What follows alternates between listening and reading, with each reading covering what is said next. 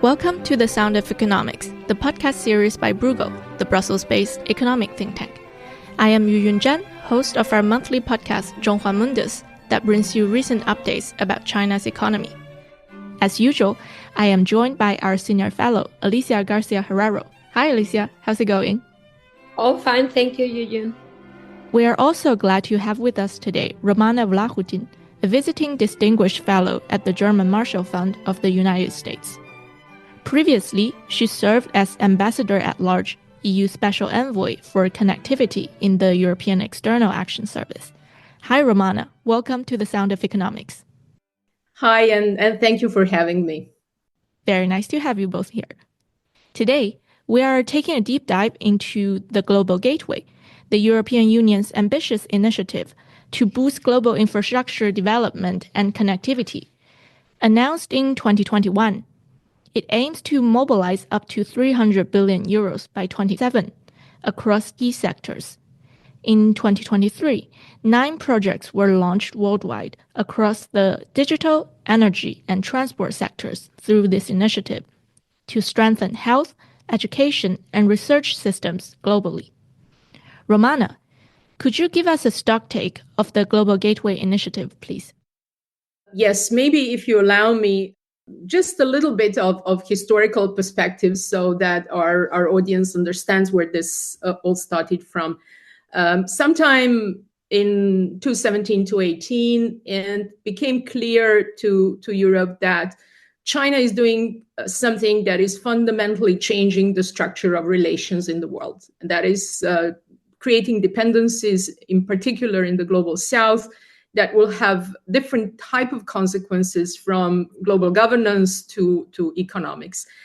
And it coincided with another understanding that then President of the Commission, Juncker, he used the phrase, European Union is a payer but not a player. So understanding that European Union is giving the largest amount of ODA and support for developing and emerging economies, but somehow that massive investment has little output, not only for the countries where investments are made, but also for European political and security interests. And something had to change. So in 2018, European Union came up with the so-called EU-Asia strategy. And I came to the file in early 2019. And already then it was clear that the EU-Asia strategy was just too limited. It very clearly said this is a strategy based on our belief that we are a normative leader and this is how we will change the rules of connectivity, but said very bluntly there is no money for this. Which I think is non-starter for a connectivity strategy as it is. And the second element was if EU wanted to be a global player, it made absolutely no sense to have only Asia strategy. So already from 2019, we started working on the global European connectivity strategy. In 2021, the first output is what is now known as a global gateway.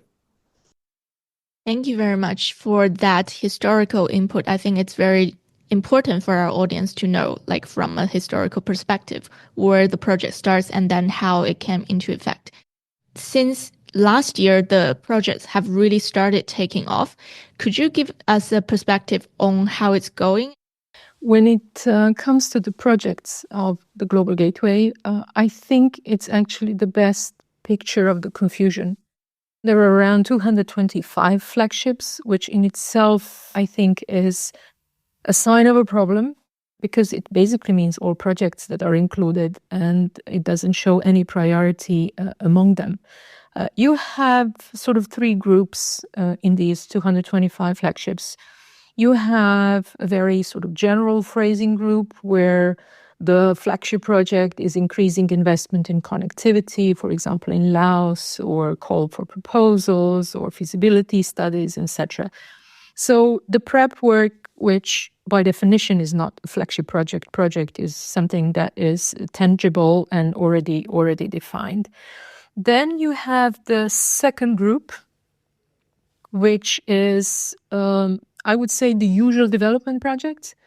You have water and waste management, improvement to local traffic, upgrades in parts of infrastructure, etc. There are two key questions here. First, in terms of business involvement, who do they really benefit? Do they benefit the local manufacturing, and how? Do they benefit European businesses who can then invest, or European investors? This is very tricky because the European aid philosophy is strictly non-tied.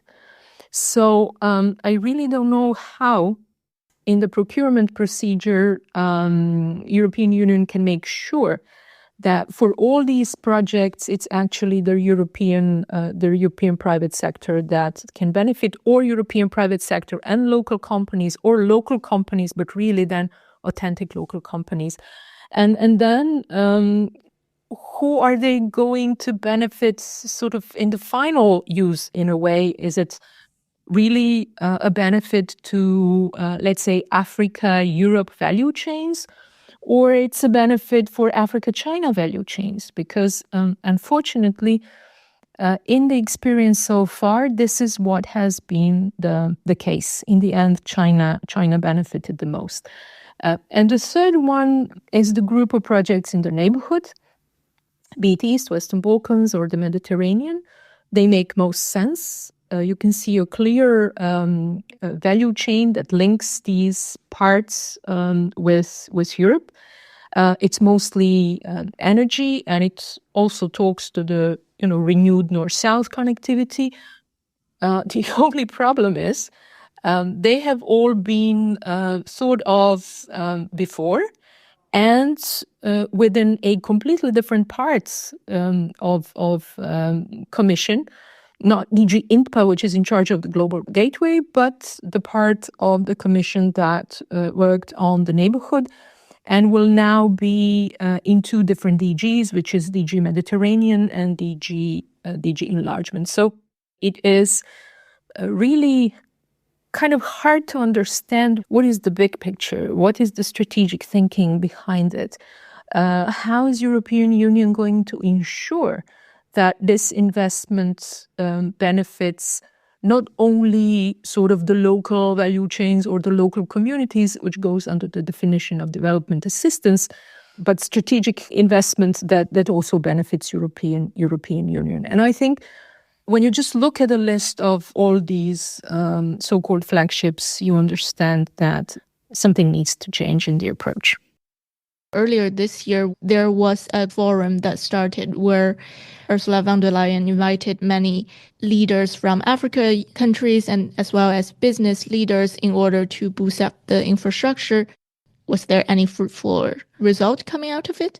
It is really, so the main sort of focus of Global Gateway for the time being is Africa. And the main I think problem of Global Gateway is that I'm not sure there is a clarity on what the task is.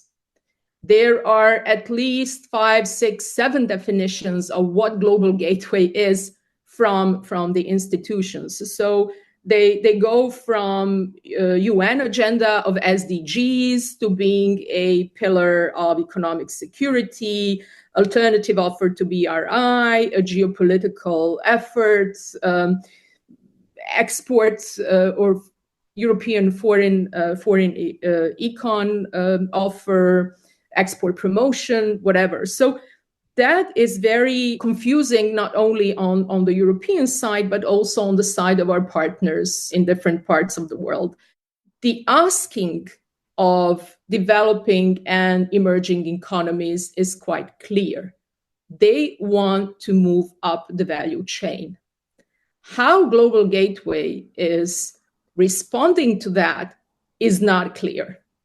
This is a key issue because the fundamental problem there is by being placed in DG INPA and just being dealt with as within this development framework, it's seen as something that is a continuation or a better way of doing development. But investment in value chains is a strategic investment. It really needs a different kind of take. And there is a mixture between instruments and the policy.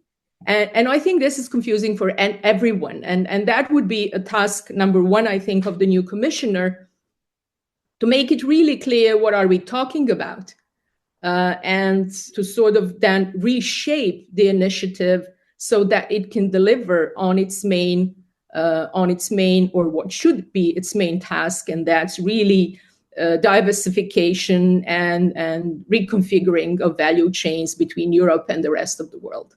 Thank you, Romana. I hear your concerns on what the project is actually about and then what should be the priority focus from that. And now shifting our gears a bit to the geopolitical dimension, you also mentioned that this is a direct inspiration from the EU finding out that China is having a different global strategy, and that's going to very much change the world in a very drastic way. And the Global Gateway is Europe's attempt to counter China's Belt and Road Initiative. Alicia, that's when I want you to come in here. And could you give us a comparison between the BRI, the Belt and Road Initiative, and Global Gateway? What is similar and what is different in these projects, and what their scopes and influences are? Thank you, Yun, and thanks, Romana, because it is really good that you really give us this input about Global Gateway is about, because I can only tell you so many people don't know what it is about, and that's already very helpful. That firstly, we don't have a clear view yet, and I think we should. But let me also tell you that for a project as important as a Belt and Road Initiative, for years and years, most people didn't really know what it was about. And I have to tell you, even now, I think, as of now, what the BRI was about in 2015 is certainly not what it is about today. So in a way, one important issue is that I guess, it evolves, yeah? And the question is it the right direction? Or the Belt and Road Initiative, I think it started with a need. China had a need.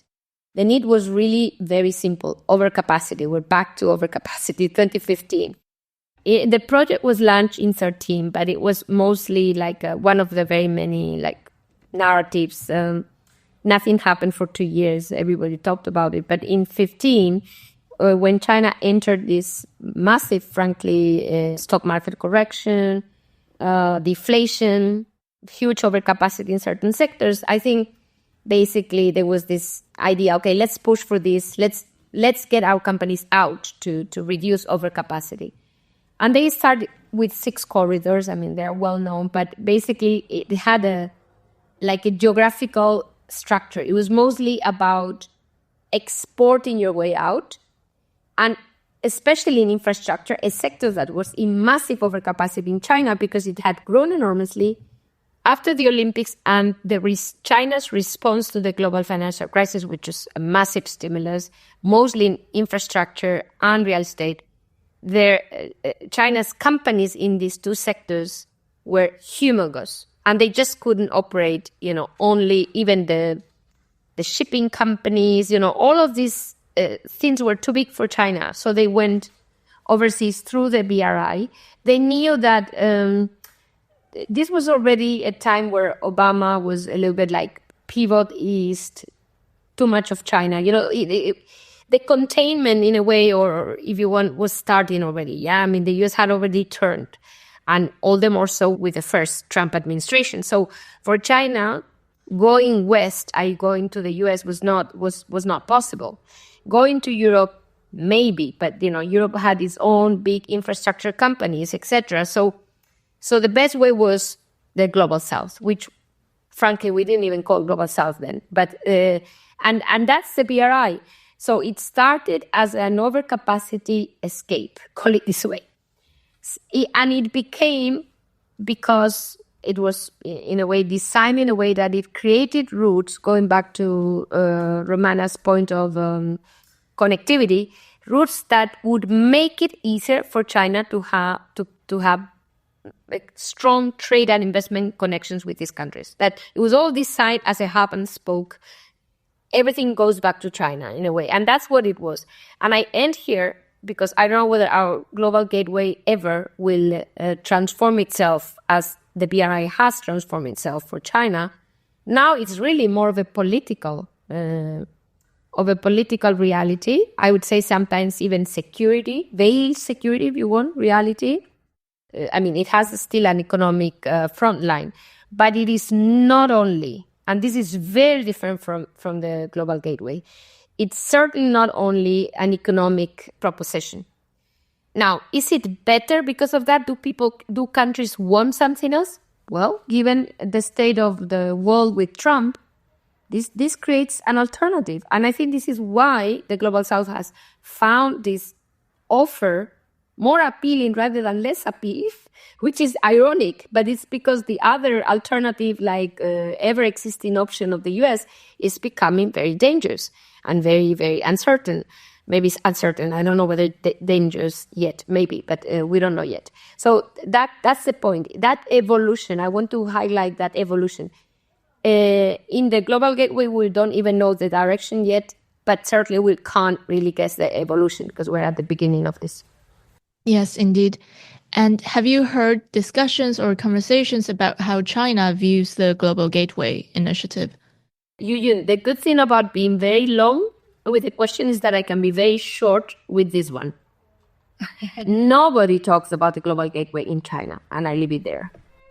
Okay, you're coinciding with Romana's earlier assessment that people are still very confused about Global Gateway, its impact is not there yet. So Romana, as you already pointed out, there is so many confusion with the project. And what do you think went wrong with it? Like, was it the starting point of mixing development and investment? I think the problem, so on the top political level, there was an understanding that we have to get return on our investment in different ways, in economic, in political, in security sense.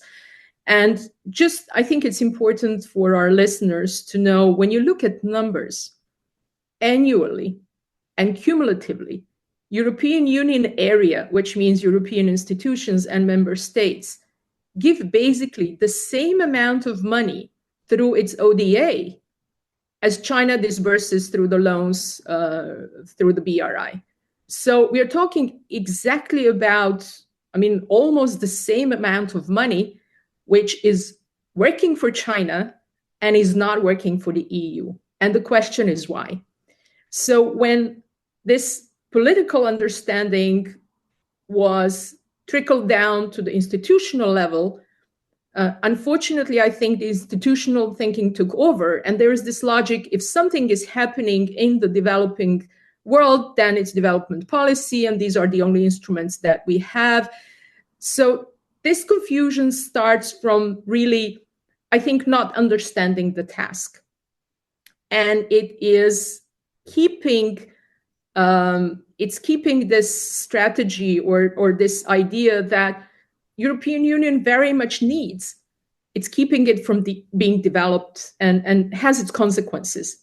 So I see three elements there which are essential. The first one is, the strategy itself. I think this needs to be clarified, and really Global Gateway, or whatever they might call it, has to be understood as a strategic commercial investment in value chains where both European Union and its partners have very clear interests. The problem with our development assistance, or the fact about our development assistance, is it's non-tied aid. And the logic of it starts somewhere completely different. And I don't think it can be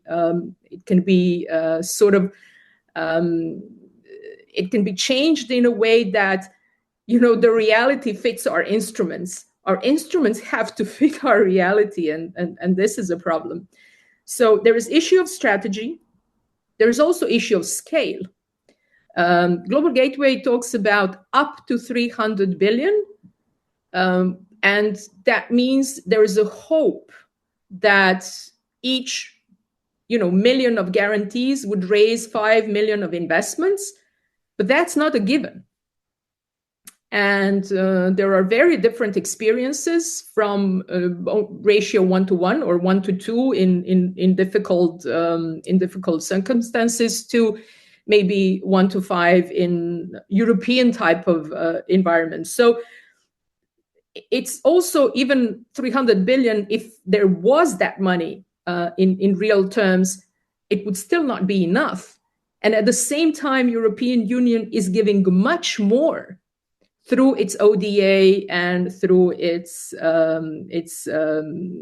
export credit support facilities in member states.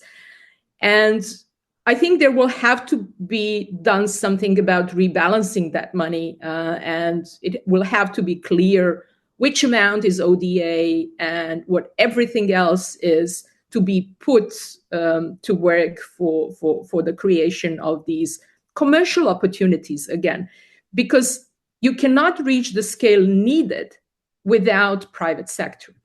Private sector has to be the center of this initiative.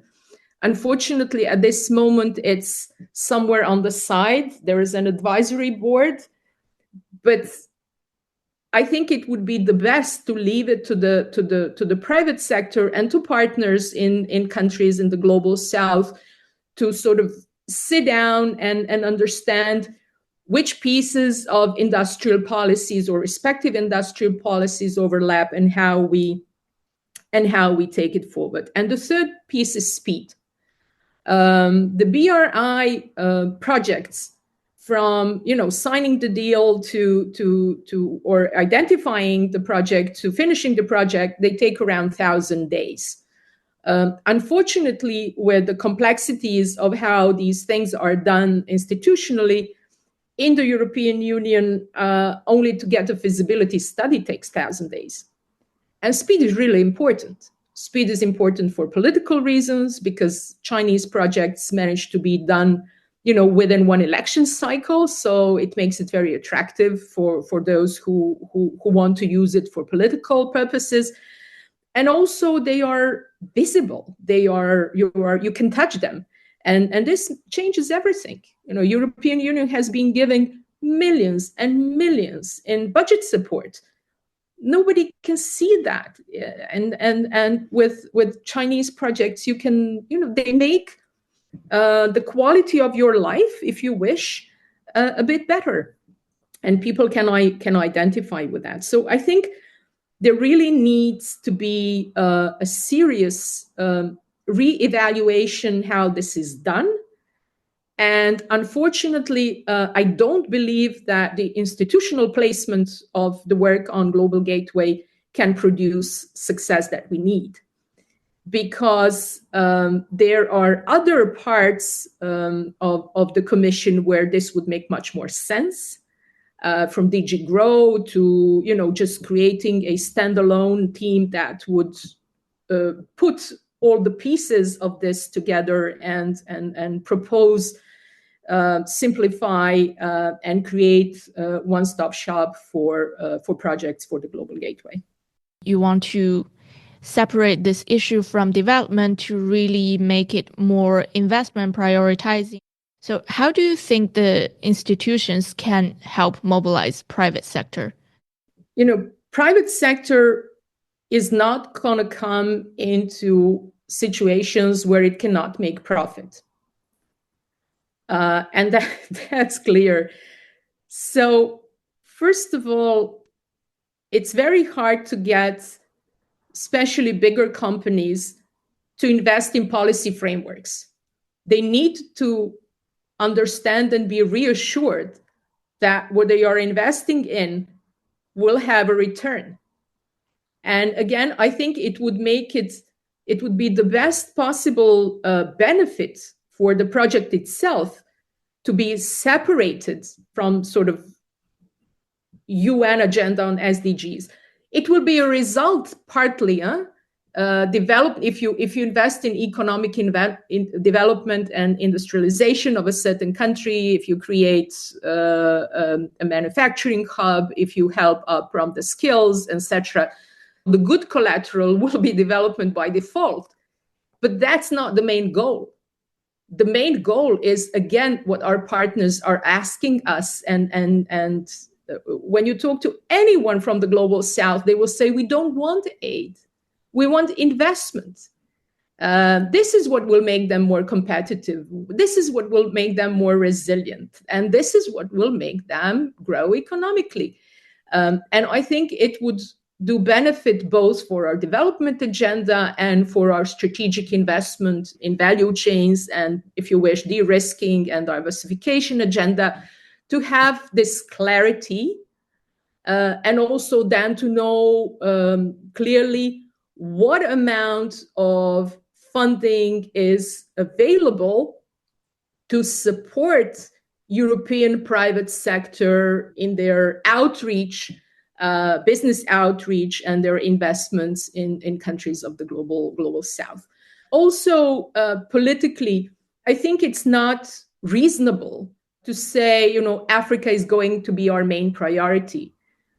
We have a situation where we really need to think what is in the best interest of Europe when it comes to different priorities.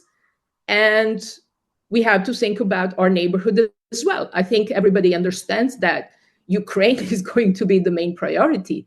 And we have to let go, I think, of this European, it's not even an ambition. It's some sort of wishing to be everything to everyone at all times. That is not doable. And I think it's really important to have priorities, to have sort of geopolitical understanding of your priorities, and to work to that aim. So again, strategy, scale, and speed are three key pieces where this needs to change. Alicia, do you want to add an input here? Yes, I think first of all, it's very good that we say this loud and clear. And Romana and I were together in Delhi, where we were told on our face, literally, we don't want your aid. And I thought, well, that's quite good, because if you think about it, it is much easier or much more profitable, from the side of the lender to invest. And in that regard, I think, we all should come to terms with this reality, although I actually don't even think it is true. But that's a different topic, okay? China is, most of China's loans, certainly China Development Bank, which is considered, in terms of its own regulations, a commercial bank, is not giving any subsidized lending of any sort. So, it seems if that's fine for China, why not fine for us? At the end of the day, I think we need to realize that if the countries are telling us they don't want any aid, frankly, aid for us is also not appealing. Let's face it. If the investments are the right investments, it is certainly much better. So why are we not doing it? Yeah, sorry to chime in here. Why do they not want aid? I know, Yu. I know. Well, this is why I think it's quite, they keep on saying this, but I just wonder whether they really mean it. Because if I were a developing country, I would want some aid. Maybe I would want the right aid. I would want to utilize the aid. I would not want conditional aid. But I can't believe that European aid is more conditional than, any other aid, whether it's US or China. So why don't they want aid? It's a good question. For me, it's quite surprising that there's this kind of reaction to aid. But at the end of the day, if this maybe it's the governments, maybe, I don't know. If they don't want this aid because now there's an easier entry point from China, these are projects, as Romina said, that people see is a very maybe populist way to look at it, because many of these projects Romina may not necessarily make people better. Yeah, we have fast-speed train in Eastern Africa where maybe we would need sanitation, but fine. But at least people see the fast speed train. People see the improved airport. People see the football stadium. They might not see the sanitation that, is out there. I don't know whether we do that, but the point is that maybe aid is less visible. You see, it's like it kind of runs into the back door of the Ministry of Finance, and nobody knows what is being paid with this aid. Yeah. While if you build a stadium, people see the stadium.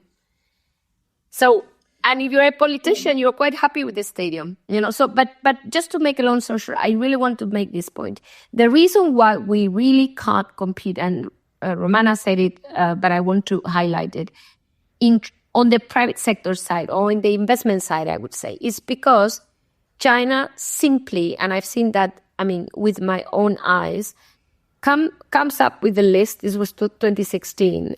China Development Bank came up with a list of projects from NDRC, 400 projects, if I recall correctly, of loans or projects that banks had to finance, and mostly Exim Bank and CDBs, China Development Bank. So, in other words, the private sector in China goes where it is asked to go. We cannot do that with our companies. So there is like an implicit disadvantage, or maybe I would say explicit disadvantage, for this investment, is that in our case, unless we use, and this is a possibility, Romana, we kind of subsidize somehow. We use these funds, call it seed capital, you name it, for the private sector to move into projects that it wouldn't do otherwise. It wouldn't move otherwise, and it would still not be as powerful as telling my SOEs, my state-owned enterprises, go there and build a bridge or build. So it is very hard for us to compete because we are a market economy and we just can't do this. So how do we deal with this? It's really interesting to look at numbers. And in these discussions, numbers are incredibly helpful. So I double-checked 3 times the amounts that 3 largest world economies, so US, China, and EU respectively, provide through what is the OECD definition of aid. The first global economy, US, they give annually around 60 billion. The second biggest economy, the Chinese one, gives annually 7 billion. And the third largest economy, European Union, annually gives around 100 billion. But the political and economic return on this is just very, very different. And where are we making a mistake? I was looking at how the Japanese are doing it. And when you look at the structure of their aid investment, 50% is infrastructure. For European Union, it was about 3-4%. What we do, we have these packages that are full with values that are front-loaded. And a lot of countries see this as outright patronizing. So we front load values and basically are allergic to any risk. And in situations where that developing countries are, if you're not willing to take a risk, it's not easy to really make much progress. So I think there has to be an understanding in European Union that, you can bring sort of values and standards in different ways. And if you wish, strategic infrastructure is everything but value neutral. It has inherent values in it. And we need to listen to what people are telling us are their needs. Just look at the demography. They have to create jobs, and they cannot create jobs without investments. That's not possible. And what Alicia said, when you look at what China is doing through the BRI, it's basically all loans. I think it's like 94% is loans. They are quite expensive. The interest rate is anywhere between 4.5 to 6%. And then this drives countries into massive debts, etc. So we have to listen and try to understand why, for the partner countries, it is far more important that we reorganize this in a way that what we provide is a strategic investment. A big chunk of it, I think, is also transfer of knowledge, or creating skills for the population. Again, demography is a huge factor in here. I think the median age in Africa is 18 years. In European Union is 43. So just think about that. And what is going to happen in terms of the labor force and the needs of that labor force in 10, 15 years' time. This is one of the big problems, I have to say, of European Union, that its horizon, or its planning horizon, is rather short. And you need to think, especially in today's incredibly quick world, of what is going to happen in 10, 15, 20 years. And finally, technology, the tag factor. The technology has, some qualities that can make it very useful for a serious sort of leap forward for developing economies. But it comes, first of all, with knowledge, and second, with infrastructure, primarily energy infrastructure. You cannot have advancement in modern technology without having very sturdy and plentiful energy infrastructure. And in the current situation, I mean, just recently we had COP meeting. It's clear that the solutions for more energy, clean energy, are not really there. And if developing countries do not catch up on this technological advancements, they will fall back even more than they are back now. So it's a mix. And I think what they get from China is sort of a straightforward investment, no too many questions. It happens quickly and it's visible. The fact that quality might not be the best, the fact that there might be too much depth, etc., might not be something that is the first thing on your mind when you want to win next elections. So I think we need to learn, we need to listen, and we need to change course. We need to do this in a much smarter way. Alicia, I'll give the closing floor to you. What do you think the Global Gateway Initiative should look like? Well, I have to say that I would partner. I want to say this upfront. I think we need, I mean, the EU is a big economic region. I know we lent a lot of money. I heard Romana saying like nearly 100 billion, much more compared to China. But the reality is that's 8, and China lends, and it has other channels of influence that we might not be able to use for obvious reasons. So because of that, I think we need, I mean, and yes, we may say, okay, our neighborhood, but what is left from our neighborhood? Like, we need powerful players. So I really like Romana's point on Japan. Okay, let's go with Japan. Let's go with South Korea. Why? Because if what we're doing is not working, why not learning from others who might be having, given their size, a bigger impact?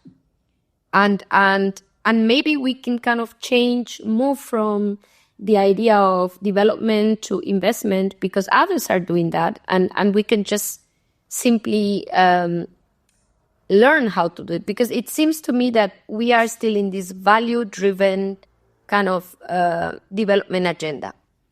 And maybe we need to just move on and say, look, this is for our companies. This is a win-win, a very Chinese expression. But we maybe have to do this because I feel like time is of the essence here. So we need a little bit of an electroshock to And maybe if we keep working within the Commission, INPA, I'm sorry, I don't even know. I mean, I'm nobody, but I'm nobody to judge. But the point is, we need a change. We need a big change. One way to do that is to just join forces. I just read a report on a proposal from the government of Australia to India for an infrastructure path up to 2030. I was shocked to see how detailed, So I'm thinking, okay, if Australia at the end of the day in the Indo-Pacific has a plan for India in the infrastructure, why don't we just jump on it and say, look, this would be a project that maybe Australian companies cannot deliver but what about if we join forces? So my last comment really is about, for once, let's remember, Europe used to be a large, have an impact that in a way could justify not finding alliances or partnerships. We're no longer there. We need to accept this and move on and find these partners and learn from others. And this is not only the US, because that would be very difficult at the current juncture. The US is retrenching from all of this, but there's many other countries out there. So for me, this would be a way to try different options, not only Global Gateway ourselves in our circle, talking about it, among each other without really anybody else knowing about this in the rest of the world. May I add something for the end? Yeah, of course. I fully agree with Alicia, and I think there is already thinking that this platform of cooperation may be G7, because G7 is by far, when it comes to financial depth and capabilities, is by far the strongest bloc.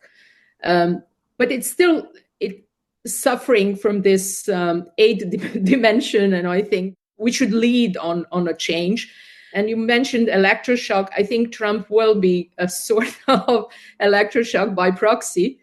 And it will be interesting. I mean, US has already started this. And by putting tariffs on Chinese electric vehicles, etc., it has already created some, I would say, positive disruptions that are pushing and forcing countries to change behaviors, including China. You could see that, and Indonesia has imposed 200% tariffs at the time. Turkey imposed tariffs. So this is going to change the dynamic, and it will make everything or decision-making on value chains, I think, much more intelligent, if you wish. But it will open additional opportunities for the EU, because I think many countries in the world, and Alicia also alluded to that, will be looking for safer space. And, space of sort of China-US relationship will be too difficult to navigate. And there will be something just beneath that where a lot of also powerful economies will be. And I think looking for this safety in terms of investment is going to be an important opportunity for the EU if it's capable to seize the moment. I mean, I don't see it now, but we have to give a benefit of a doubt for the new Commission, and maybe they will be able to overcome institutional thinking and really, employ the political and security thinking and do this in the right way. Thank you very much, both. As you rightly mentioned, the Global Gateway is still on the starting, so maybe in a few months or in a few years, we'll come back and discuss again on this topic and see where it's going. I am Yuyun Zhan, and I am with Alicia Garcia Herrero from Bruegel and Romana Vlahutin from the German Marshall Fund of the United States. For listeners, you can find all our research on China at bruegel.org and sign up for Zhonghua Mundus, our monthly China podcast and newsletter with link in the show notes. Until next time, bye-bye.